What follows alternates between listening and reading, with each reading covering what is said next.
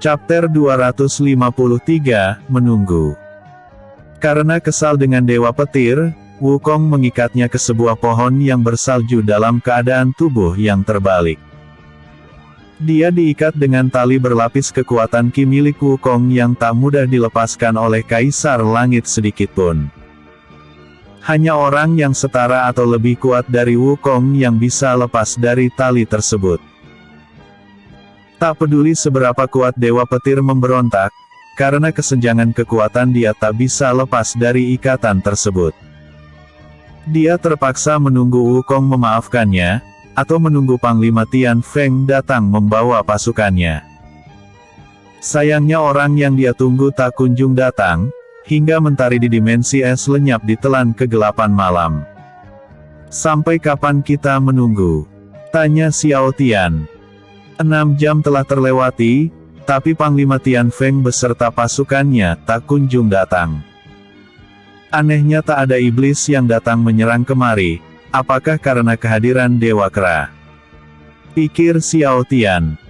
"Kak Xiao Tian, aku mengantuk," ucap Kaibo yang telah kembali ke versi anak-anak. "Jingmi juga ngantuk, kapan kita akan berperang?" tanya Jingmi yang mengalami kondisi sama seperti Kaibo. Xiao Tian melirik ke arah Dewa Kera, melalui telepati dia pun berkata, "Apa tak apa jika mereka tidur lebih dulu? Biarkan saja mereka tidur. Aku sudah mengaktifkan arai pembatas yang membuat musuh tak bisa melacak lokasi kita. Jika mereka menyerang ada aku yang tak akan pernah tidur. Kau pun boleh tidur jika merasa mengantuk," jawab Wukong melalui telepati.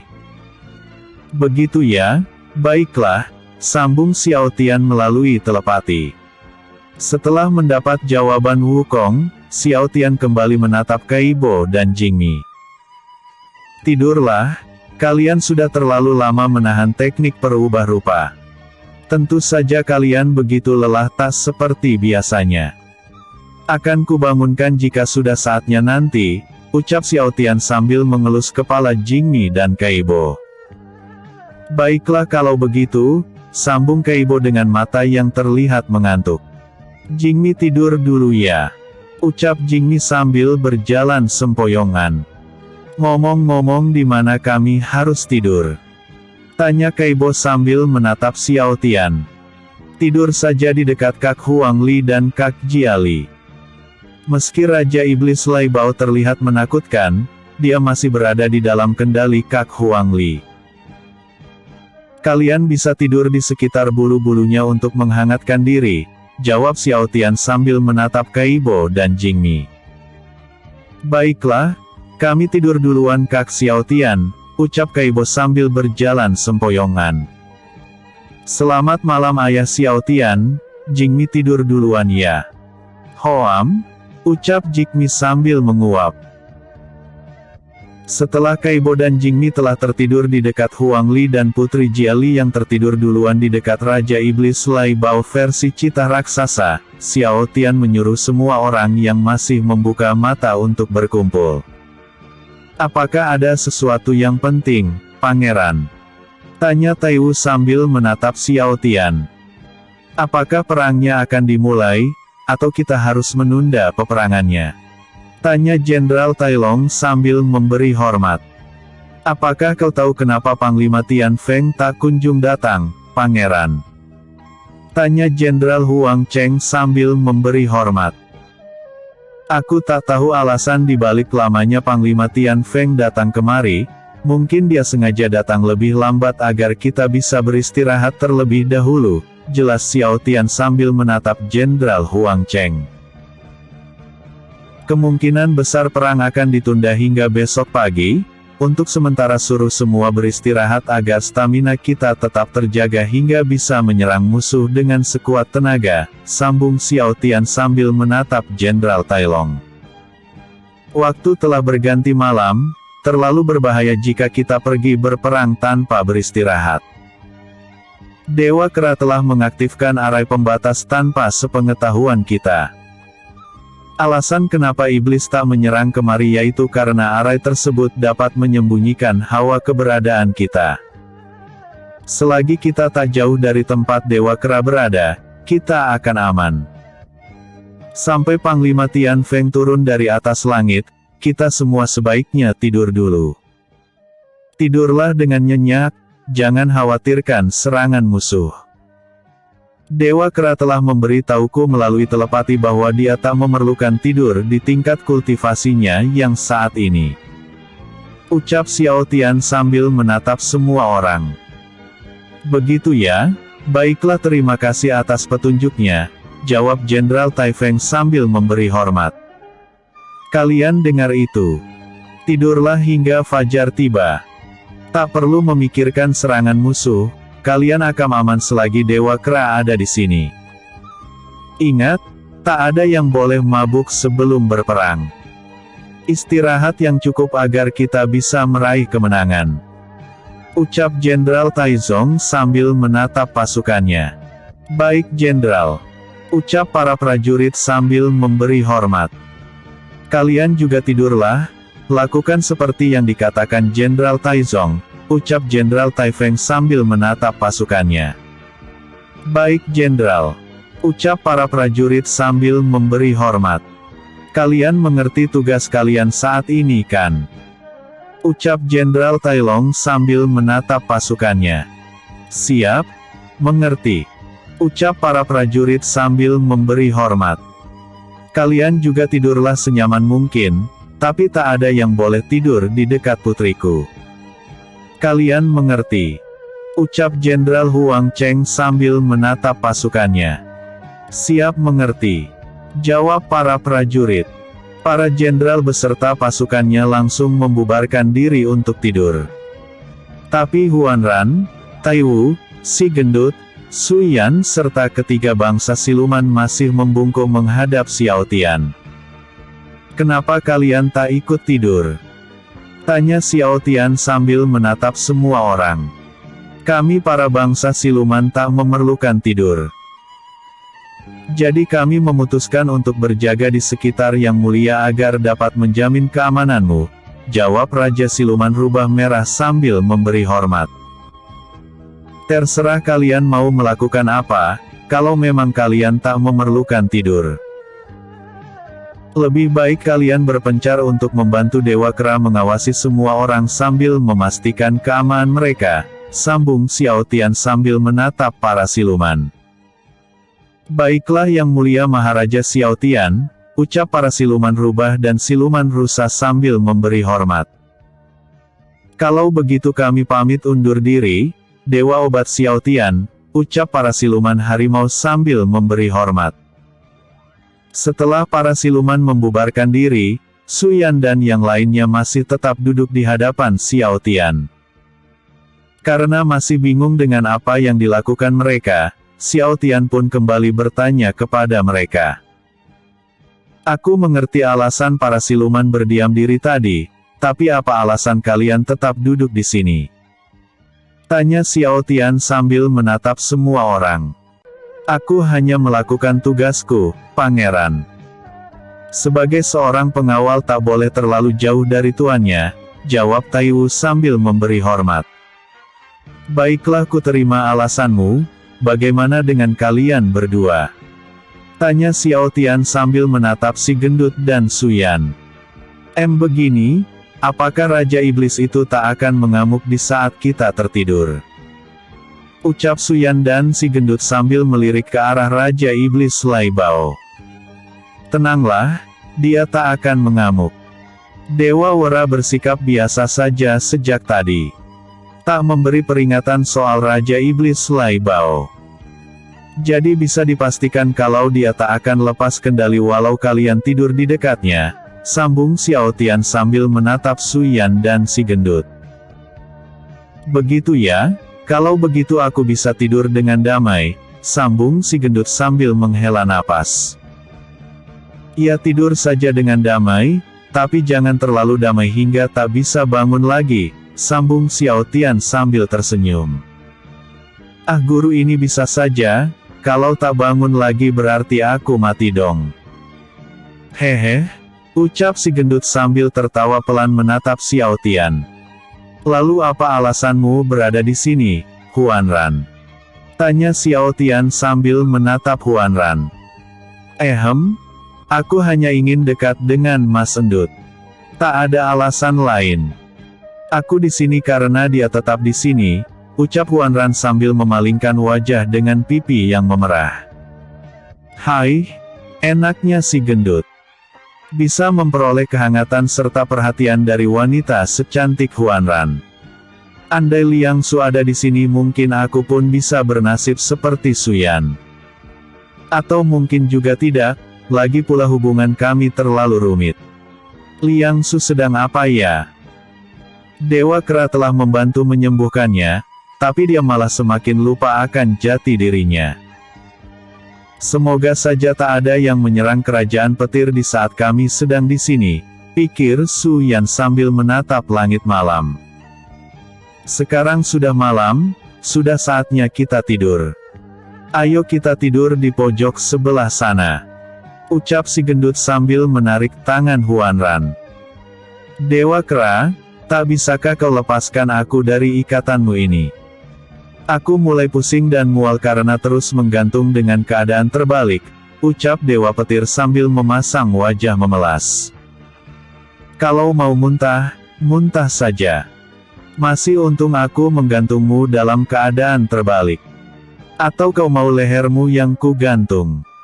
Tanya Dewa Kera sambil memasang tatapan kesal. Kalau leher yang digantung aku bisa mati dong, ucap Dewa Petir sambil memasang wajah memelas. Makanya kau harus berterima kasih padaku karena hanya menggantung kakimu atas kejahilanmu yang tak tahu tempat, sambung Wukong sambil melirik ke arah lain. Sial, aku menyesal bertindak usil. Tolong lepaskan aku. Huhu, ucap Dewa Petir sambil mencoba melepaskan ikatan tali di kakinya. Bulan. Adik Chang'e, ku dengar kau sedang sakit. Aku datang kemari untuk menjengukmu. Ngomong-ngomong Bulan terasa lebih indah dengan adanya kehadiranmu di alam semesta ini, ucap Panglima Tian Feng sambil memegang tangan Dewi Chang'e. Panglima Tian Feng, kau ini bisa saja. Dimanapun aku berada, Bulan tetaplah Bulan. Tak pernah berubah meski aku tiada, ucap Dewi Chang'e sambil memalingkan wajah. Ngomong-ngomong ku dengar kau akan ikut perang di alam semesta kedua, ku dengar lokasi Dewa Iblis yang pernah mengkhianati surga telah diketahui. Lalu kenapa kau malah datang kemari dan diam di sini begitu lama? Tanya Dewi Chang'e sambil mencoba melepas tangan Panglima Tian Feng. Ah itu ya, ada alasan di balik semua itu kok. Tenang saja, di sana ada Kak Wukong dan adik Wu Jing. Mereka bisa menahan musuh sampai aku datang nanti, jawab Panglima Tian Feng sambil mengelus-elus tangan Dewi Chang'e. Episode sebelumnya. Chapter 252, Menjauh dari Istana Es. Episode berikutnya. Chapter 254, Perbedaan. Xiao Tian dan yang lainnya telah beristirahat cukup lama. Setelah menunggu cukup lama, akhirnya Panglima Tian Feng beserta pasukannya turun dari atas langit di saat matahari telah terbit. Mereka berpakaian serba putih dengan kain warna emas yang melingkar di pinggang mereka. Semuanya bersenjatakan pedang kecuali Panglima Tian Feng yang memakai garpu rumput sebagai senjatanya.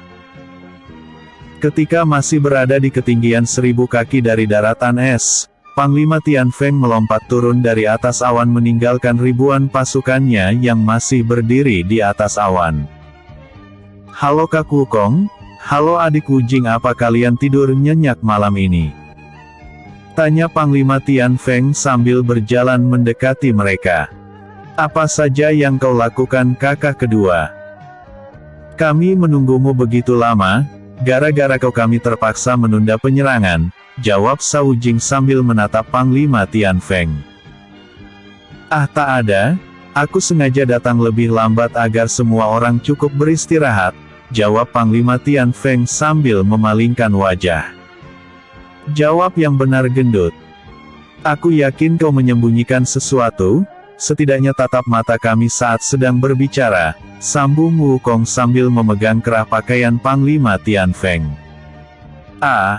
Aku bersumpah aku tak melakukan hal apapun. Aku memang bersantai, tapi ini juga agar para manusia bisa beristirahat dengan tenang, jawab Panglima Tianfeng dengan tubuh yang gemetar. Kenapa aku mencium aroma wanita dari tubuhmu? Tanya Wukong sambil menatap Panglima Tianfeng. Mungkin hanya perasaanmu saja, lebih baik kita mulai saja peperangannya ya Kak. Kita selesaikan urusan kita di alam semesta kedua ini, lalu kembali ke alam para dewa, ucap Panglima Tianfeng sambil menatap ke arah lain. Meski ku tahu kau sedang menyembunyikan sesuatu, ucapanmu benar juga. Jangan sampai buronan surga dan neraka bisa lolos dari hukuman lagi, ucap Wukong sambil melepaskan kerah pakaian Panglima Tianfeng. Selamat. Hampir saja aku ketahuan, pikir Panglima Tianfeng sambil mengelus-elus dada. Sejak Panglima Tianfeng berbincang dengan Wukong, Xiao Tian terfokus pada para pasukannya yang memiliki kultivasi di atas semua orang.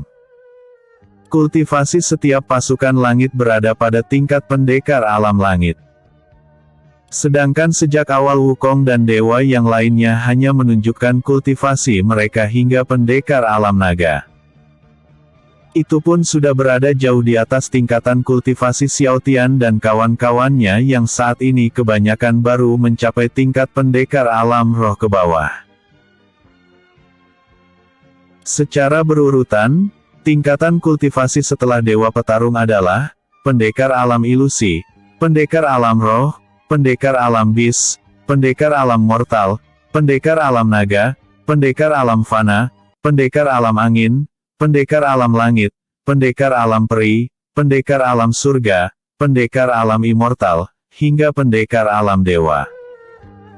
Melihat jarak kultivasi yang begitu tinggi dari para pasukan langit, Xiao Tian dan teman-temannya merasa seperti sebuah butiran debu belaka. Perbedaan 6 lapisan bukanlah satu-satunya yang membuat mereka terkejut, tapi hal yang paling membuat mereka terkejut adalah status mereka yang merupakan bawahan seorang dewa belaka. Apa-apaan ini? Inikah kekuatan dari para pasukan langit? Ucap Xiao Tian dengan tubuh yang gemetar. Perbedaan kekuatan yang terlampau jauh. Jika para pasukan langit saja sekuat ini, maka kultivasi Panglima Tianfeng dan dewa yang lainnya pasti jauh lebih tinggi dari pasukan langit, jadi selama ini kultivasi yang mereka tunjukkan bukanlah kultivasi penuh mereka. Pikir Taiwu dengan mata yang terbelalak. Menarik, jika surga sampai mengirim pasukan sebanyak dan sekuat ini. Sudah dipastikan musuh jauh lebih kuat dibandingkan dugaan kami, ucap Jenderal Tai Long sambil mengepalkan kedua tangannya. Kupikir Dewa Obat Xiao Tian dan yang lainnya sudah cukup kuat hingga mendekati kultivasi para dewa, tapi ternyata aku hanyalah katak dalam tempurung. Ternyata masih banyak pendekar dengan tingkat kekuatan yang di luar jangkauan kami, pikir salah satu siluman harimau. Lebih baik aku mundur saja dari perang ini. Satu dari pasukan langit saja sudah cukup membantai seisi klanku. Sedangkan saat ini aku melihat ribuan dari mereka, lebih baik aku mundur daripada menjadi beban, ucap Jenderal Huang Cheng dengan tangan yang terkepal kencang. Sepertinya kita sudah terlalu tua untuk berperang. Jika para dewa saja memerlukan bantuan ribuan pasukan langit maka sudah bisa dipastikan musuh kita kali ini terlalu berbahaya, ucap Jenderal Taizong sambil menepuk punggung Taifeng. Kau benar Kak? Ini sudah di luar dari jangkauan kita. Pangeran yang kultivasinya jauh di atas semua orang saja bisa pingsan tak berdaya saat masih berjarak ribuan kaki dari Istana Langit, sambung Jenderal Taifeng sambil mengepalkan tangannya. Sepertinya tanpa campur tangan kami sekalipun, hasil perangnya sudah bisa dipastikan, ucap Raja Siluman Rubah Merah.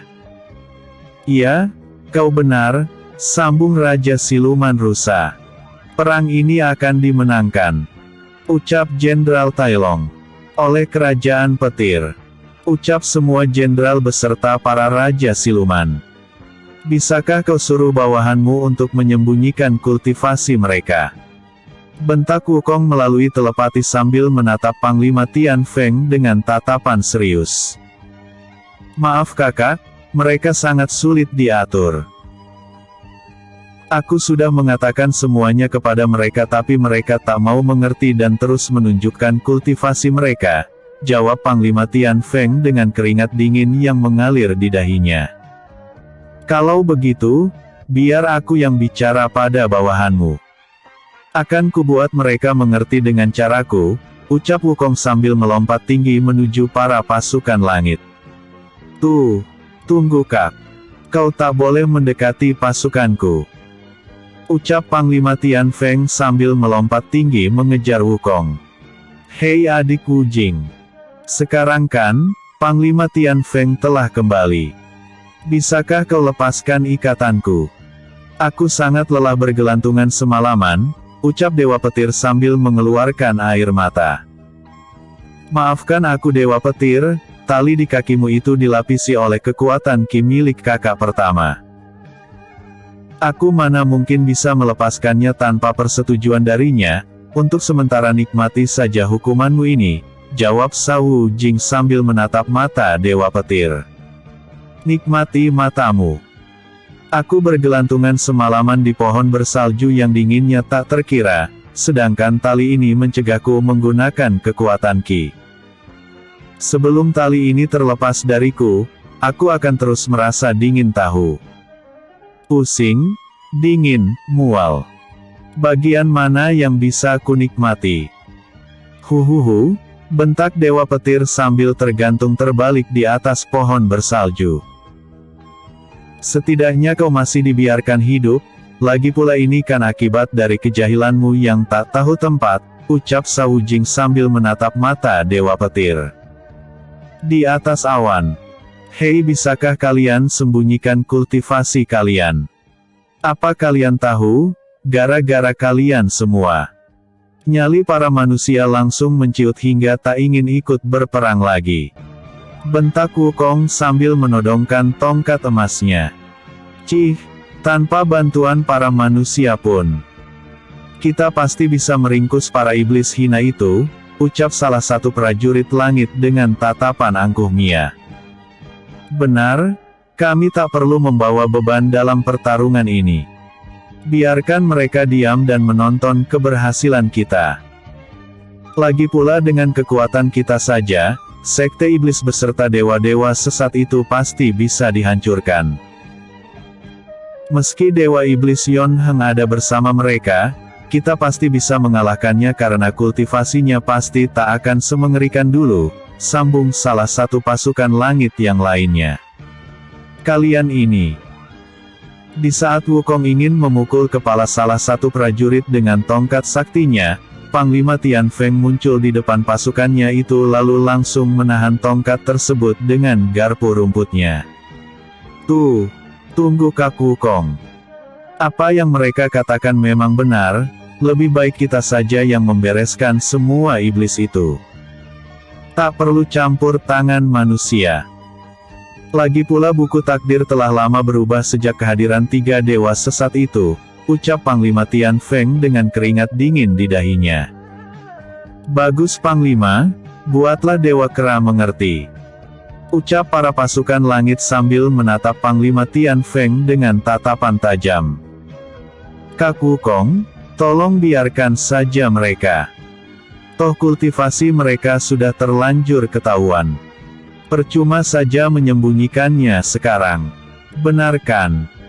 Tanya Panglima Tian Feng sambil menahan tongkat Wukong. Wukong menarik kembali tongkatnya, lalu mendorongnya ke arah perut Panglima Tian Feng dengan kecepatan yang tak bisa dia hindari. Buk! Panglima Tian Feng terpental begitu jauh hingga menabrak beberapa para pasukan langit. Dia terbaring di daratan awan yang bisa diinjak sambil memegang perutnya yang merasa sakit karena pukulan tongkat Wukong. Kenapa kau menyerangku Kak? Tanya Panglima Tian Feng sambil menatap Wukong. Tak biasanya kau menuruti ucapan bawahan-bawahan sombongmu ini. Apakah mereka memiliki rahasia tentangmu yang tidak ku ketahui? Tanya Wukong sambil berjalan mendekat. Tidak Kak. Aku berani bersumpah. Tak ada satupun rahasia yang mereka ketahui. Maksudku, aku tak memiliki rahasia apapun, ucap Panglima Tian Feng sambil mengeluarkan keringat dingin. Katakan dengan sejujurnya, jika tak ada yang mau mengaku, maka akan kusiksa kalian semua. Langit pun berani kuobrak-abrik, jangan pikir kalau ucapanku ini hanyalah main-main. Katakan padaku, apa yang kalian sembunyikan dariku hingga membuat Patkai membiarkan kalian bertindak sesukanya. Bentak Wukong sambil menyeret tongkatnya. Sebenarnya, kami telah memergoki Panglima Tian Feng sedang bermesraan dengan Dewi Chang'e di kediamannya. Kami mengancam Panglima akan memberitahukan semua itu jika dia tak mengizinkan kami memamerkan kekuatan kami kepada para manusia, jawab salah satu pasukan langit sambil gemetar ketakutan. Mati aku, pikir Panglima Tian Feng dengan wajah yang membiru. Patkai, ucap Wukong dengan tampang kesalnya. Ampun Kak, aku berjanji tak akan mengulanginya lagi. Ucap Panglima Tian Feng sambil berjalan mundur untuk mencoba lari dari Wukong. Mau kemana kau Ucap cloning Wukong sambil menepuk pundak belakang Panglima Tian Feng. Sialan, sejak kapan Kak Wukong mengkloning dirinya, pikir Panglima Tian Feng dengan wajah yang membiru. Episode sebelumnya. Chapter 253, Menunggu. Episode berikutnya. Chapter 255, Menuju Istana Es. Musuh yang merepotkan. Wukong dan rombongan Xiao Tian telah sampai di wilayah Istana Es. Sebuah gelombang ki berlapis jurus ilusi yang sempat mengenai Xiao Tian mulai muncul mengincar semua orang. Namun berkat amulet penangkal sihir yang dipakai semua orang, Xiao Tian dan rombongannya bisa terhindar dari jeratan sihir ilusi milik Dewa Iblis. Sumber dari gelombang ki bertekanan tinggi itu berasal dari atas gerbang Istana Es. Xiao Tian dan rombongannya menatap ke atas gerbang tersebut dengan tubuh yang gemetar. Mereka melihat seorang berjubah hitam dengan topeng tengkorak putih sedang berdiri di puncak gerbang dengan tekanan ki yang tak bisa disepelekan. Tepat ketika mata Dewa Iblis membalas tatapan Xiao Tian dan teman-temannya, Raja Iblis Lai Bao langsung sadar dari teknik pengendali milik Huang Li. Sadar bahwa Raja Iblis Lai Bao telah terlepas dari kendalinya, Huang Li langsung menyuruh semua orang untuk menjauh dari atas punggung Raja Iblis Lai Bao. Semuanya, menyingkirlah dari atasku. Belum sempat Huang Li memperingatkan Xiao Tian dan teman-temannya. Raja Iblis Lai Bao memancarkan gelombang tolakan udara yang sangat kuat hingga membuat semua orang terpental menjauh dari atas punggungnya. Wosh! Xiao Tian dan rombongannya terpencar menjauh akibat tolakan udara milik Raja Iblis Lai Bao.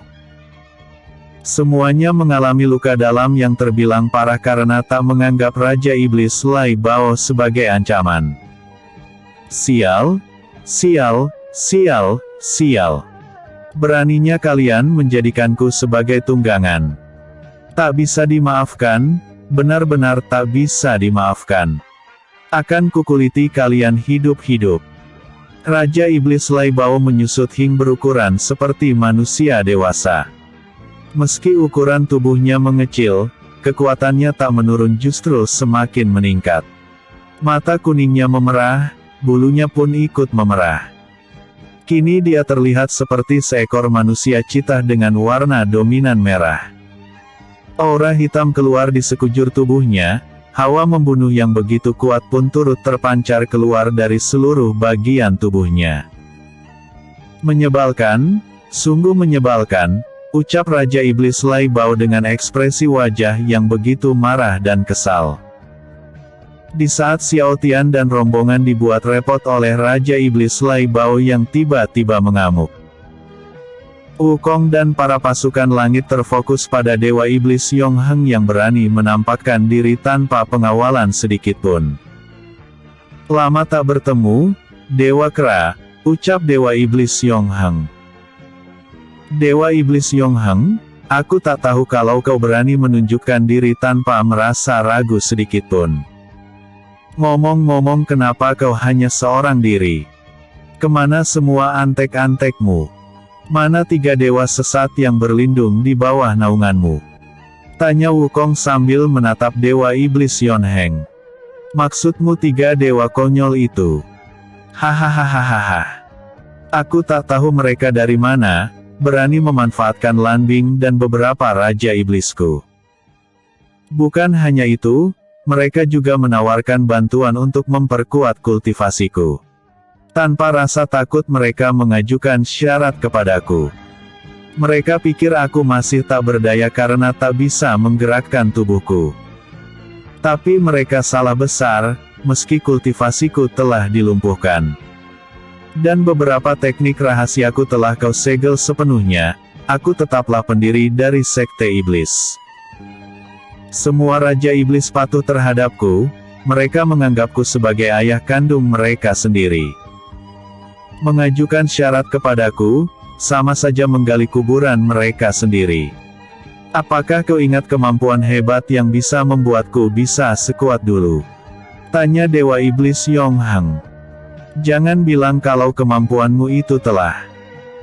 Belum sempat Wukong menyelesaikan jawabannya, Dewa Iblis Yong Heng memotong ucapannya dengan berkata, benar sekali. Kemampuan menyerap raga milikku telah bangkit kembali.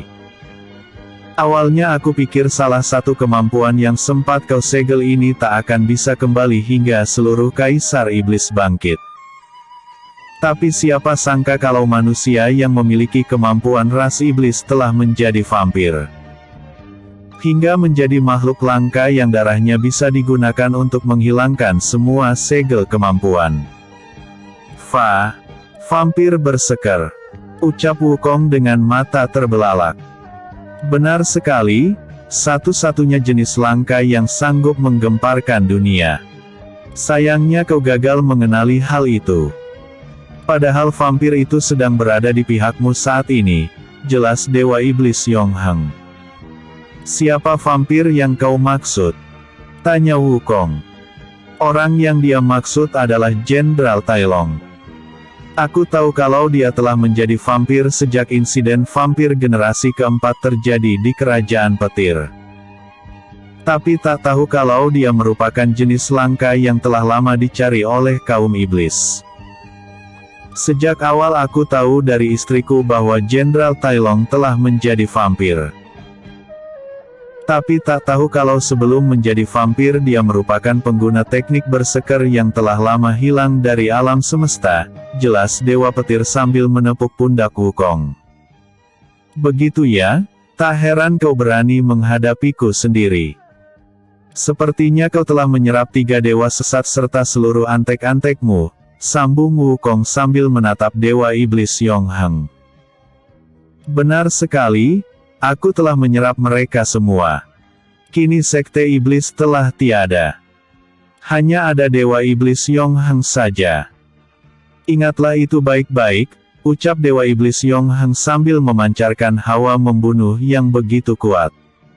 Ini, ucap para pasukan langit dengan tubuh yang gemetar.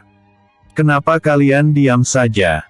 Cepat maju, musuh kita hanya ada satu. Jangan menjadi pengecut. Bentak Panglima Tian Feng sambil menoleh ke belakang. Benar musuh kita hanya satu, sedangkan kita berjumlah ribuan. Cepat habisi dia, ucap salah satu pasukan langit. Para pasukan langit berinisiatif untuk menyerang lebih dulu karena tak ingin menjadi pengecut. Meski tahu kekuatan mereka tak cukup untuk mengalahkan Dewa Iblis yang telah mendapatkan kembali kekuatannya, mereka tetap nekat melawan demi memenuhi tugas dari surga. Namun semua serangan mereka tak ada yang bisa melukai Dewa Iblis satupun. Setiap serangan berupa bola ki, tebasan pedang hingga hujan anak panah milik para pasukan langit ditepis dengan mudah oleh Dewa Iblis Yon Hang hanya dengan menggunakan satu tangannya saja. Tak hanya itu, dia juga menyerap para pasukan langit satu persatu untuk memperkuat kultivasinya.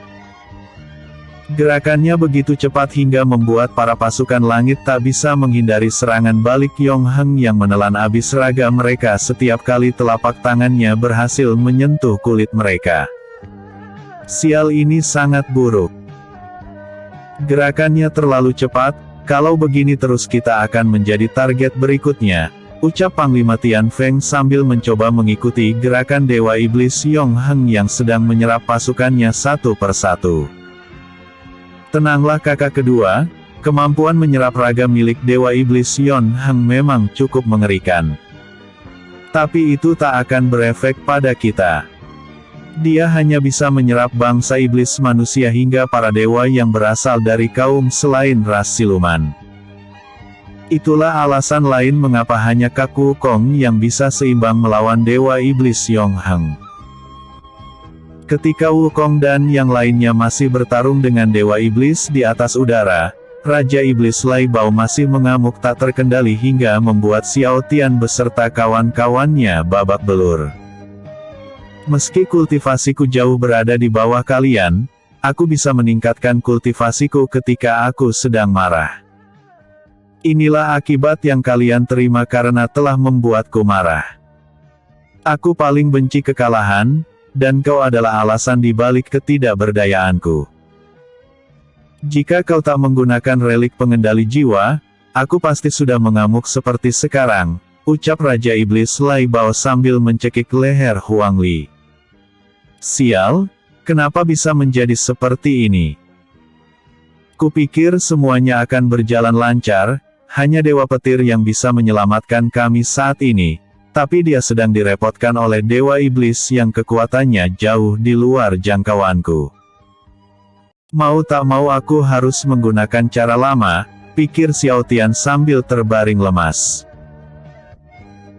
Xiao Tian menutup matanya lalu masuk ke dalam alam pikirannya sendiri untuk menemui sisi lainnya yang telah lama tersegel begitu lama sejak Wukong melatihnya di ruang kekosongan. Alam pikiran Xiao Tian. Lama tak bertemu, diriku, ucap Xiao Tian sambil menatap sisi lainnya yang terikat rantai emas. Kenapa kau datang kemari? Bukankah kau membenci keberadaanku? Ucap sisi lain Xiao Tian sambil menatap tajam mata Xiao Tian. Aku adalah kau, dan kau adalah aku. Kita adalah satu dan tak terpisahkan. Meski kau tercipta dari bola sinar hitam yang mengandung banyak energi negatif, kau tetaplah bagian dari diriku. Saat ini aku dan teman-temanku sedang menghadapi lawan yang cukup merepotkan. Jika kau tak bersedia membantu, maka aku akan lenyap dari muka bumi ini. Tentunya kau juga akan ikut lenyap jika aku tiada. Jadi apakah kau bersedia membantuku? Tanya Xiao Tian sambil menatap sisi lainnya. Cih, memangnya aku punya pilihan? Tanya sisi lainnya sambil memasang wajah kesal. Kalau begitu, kuserahkan semua urusanku padamu. Mengamuklah sesuka hati, aku akan menunggumu di sini sambil mengawasi apa yang kau lakukan di luar sana, ucap Xiao sambil tersenyum tipis. Rantai emas yang mengikat sisi lain Xiao Tian perlahan melonggar hingga memudahkannya untuk melepaskan diri. Tanpa basa-basi, sisi lain Xiao Tian langsung lenyap dari pandangan Xiao Tian. Dia langsung mengambil alih tubuh Xiao Tian karena tak punya pilihan lain. Alam nyata. Mata Xiao Tian kembali terbuka lebar, semua lukanya sembuh dalam sekejap mata. Ekor hitam yang merupakan jurus khas milik sisi gelap Xiao Tian muncul dari bawah tanah tepat di mana Raja Iblis Lai Bao berdiri. Ekor tersebut bergerak begitu cepat dan langsung menebas tangan Raja Iblis Lai Bao hingga terbelah dua hanya dengan sekali serang. Serat. Huang Li yang saat itu sedang dicekik dengan tubuh yang terangkat ke atas, langsung terjatuh dan bisa terlepas dari cengkraman Raja Iblis Lai Bao karena tangan yang mencekiknya telah terputus. "Kau tak apa, putriku?" tanya Jenderal Huang Cheng yang langsung berinisiatif menangkap putrinya yang terjatuh ke bawah sambil membawanya pergi menjauhi Raja Iblis Lai Bao. "Cih, dari mana datangnya ekor hitam ini?" ucap Raja Iblis Lai Bao sambil melompat mundur. Meski tangannya telah terpotong, tangan Raja Iblis Lai Bao bisa kembali utuh dalam hitungan detik berkat kemampuan regenerasinya yang begitu kuat. "Ingin mencoba lari?" tanya Xiao Tian yang tiba-tiba muncul di belakang Raja Iblis Lai Bao. "Sejak kapan kau?" Belum sempat Raja Iblis Lai Bao menyelesaikan ucapannya, tangan kiri Xiao Tian menembus dadanya hingga membuat darahnya terciprat kemana-mana. Setelah menarik kembali tangannya dari tubuh Raja Iblis Lai Bao, Xiao Tian membakar tubuh Raja Iblis Lai Bao untuk mencegah musuh agar tak bisa membangkitkannya lagi dari kematian. Aura hitam berlapis hawa iblis, bagian putih mata yang telah menghitam, iris merah yang bisa membuat musuh-musuh gemetar ketakutan. "Kupikir Dewa Kera telah melenyapkanmu, tapi ternyata kau masih berada di dalam tubuh Yan Yan," ucap Putri Jiali sambil menyiapkan jurus esnya. Kedua tangannya berselimut salju yang melapisi jari jemarinya dengan bentuk yang terlihat seperti cakar tajam hewan buas. "Lucu sekali, jika bukan karena aku. Mungkin kau dan semua orang di sini akan mati." Bukannya berterima kasih, tapi malah berniat membunuhku dengan teknik rendahanmu itu. "Jika bukan karena terpaksa, aku tak akan mau menyelamatkan kalian. Sampai jumpa, makhluk lemah," ucap Xiao Tian dengan iris merahnya. Mata Xiao Tian kembali normal, hawa iblis di tubuhnya pun perlahan lenyap. Dengan senyum tipis di wajahnya dia pun berkata, "Syukurlah ternyata kalian baik-baik saja." Pangeran, apakah sekarang kau sudah bisa mengendalikan sisi gelapmu?" tanya Taiwu sambil menatap Xiao Tian dengan tatapan heran. "Anggap saja begitu," ucap Xiao Tian sambil tersenyum tipis. Cao Jing dan Panglima Tian Feng terjatuh menghantam daratan dengan luka yang begitu parah. Sedangkan Dewa Petir dipaksa masuk ke alam kekosongan agar tak bernasib seperti para pasukan langit. Melihat Cao Jing dan Panglima Tian Feng terluka parah dan terjatuh ke daratan, Xiao Tian beserta rombongannya langsung berlari mendekati mereka untuk memberikan pertolongan medis. Ketika Xiao Tian dan kawan-kawannya masih sibuk mengobati luka mereka, Wukong masih disibukkan oleh serangan Yong Heng yang terus mengenainya tanpa meleset sedikitpun. Sial, kekuatannya memang tak sebesar dulu. Tapi kecepatannya saat ini terlalu merepotkan. Semua ini terjadi hanya karena dia meminum darah vampir berseker. Benar-benar tak masuk akal.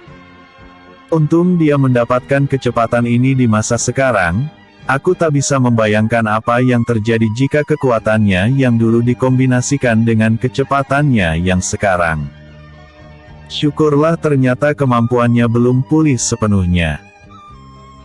Karena aku kalah dalam adu kecepatan, maka akan kubuat kau kewalahan dengan menciptakan ribuan kloningku, pikir Wukong sambil menghindari serangan Dewa Iblis Yong Heng. Maaf lama, autor LGGK enak badan kemarin-kemarin. Mulai sekarang akan up seperti biasa lagi. Terima kasih karena masih setia menunggu kelanjutan cerita ini. Episode sebelumnya. Chapter 255, Menuju Istana Es. Episode berikutnya. Chapter 257,